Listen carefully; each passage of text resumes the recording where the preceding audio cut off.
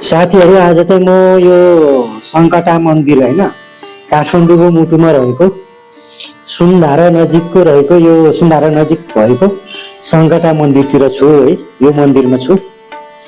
यहाँ फल्साहरू पनि बनाएको रहेछ, एकदम राम्रो लाग्यो मलाई चाहिँ है। तपाईँहरू पनि यो मन्दिर दर्शन गर्नको लागि, यो सङ्कटा मन्दिरको दर्शन पूजा गर्नको लागि आउन सक्नुहुन्छ। यो मन्दिर वरिपरिको दृश्य हो होइन, यो मन्दिर वरिपरिको दृश्य हो।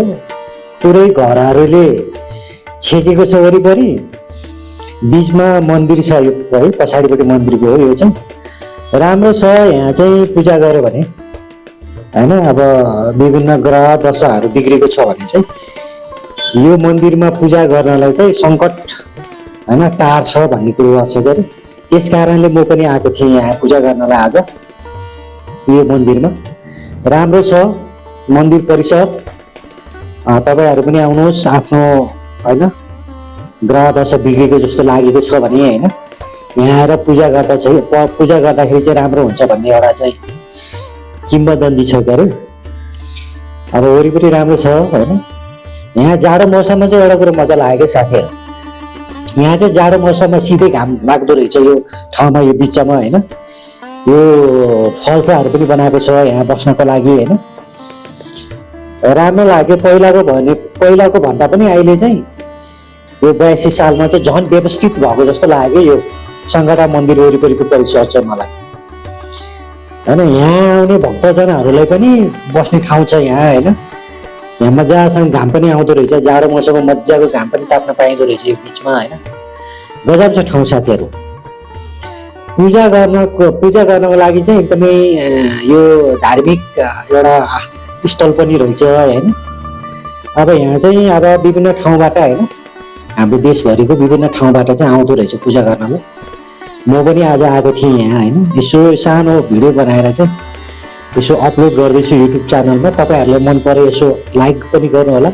यसको लोकेसन भनेको चाहिँ काठमाडौँ सुन्धारा नजिकै हो होइन। काठमाडौँ मलको चाहिँ अलिकति पछाडितिर पर्छ यो। पछाडि भन्नाले त्यो भित्र गल्लीबाट गयो भने ठ्याक्कै बिचमा पर्छ यो होइन।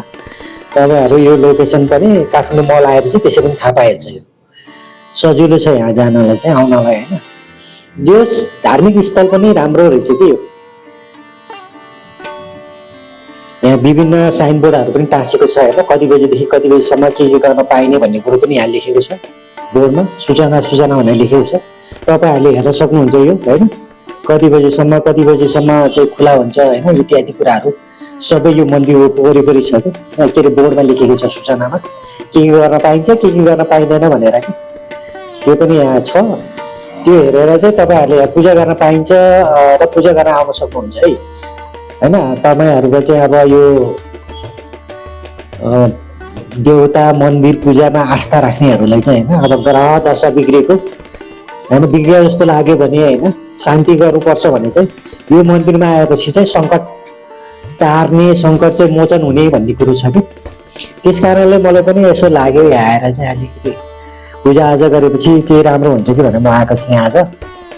राम्रो छ, वरिपरिको भ्यूहरू पनि राम्रो छ, बिचमा शान्त छ होइन। वातावरण क्राउड पनि छैन भ्यालीको बिचमा भने पनि यो होइन। अब क्राउड छ नि त काठमाडौँ मल वरिपरि त, तर यो अलिकति भित्र रहेछ होइन, क्राउड पनि छैन।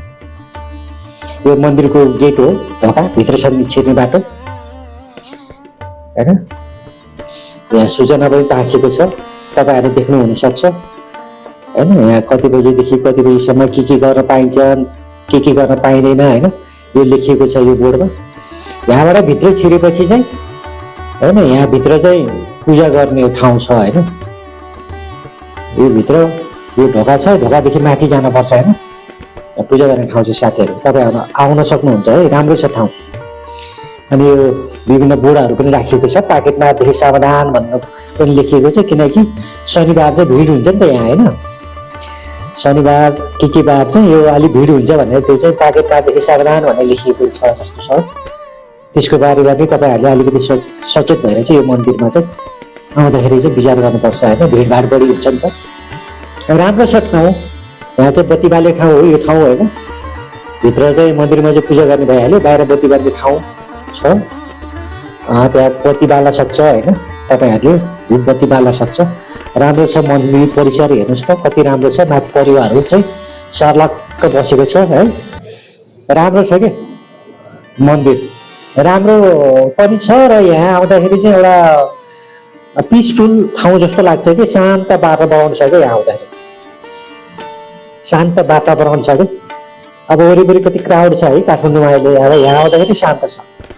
परिवारहरू बसिराखेको छ है, टन्नै परिवारहरू रहेछ माथितिर मन्दिर परिसर। माथि मन्दिरको चाहिँ होइन गजुरतिर शिर माथि टपतिर चाहिँ पुरै परिवारहरू बस्दो रहेछ क्या, टन्नै रहेछ।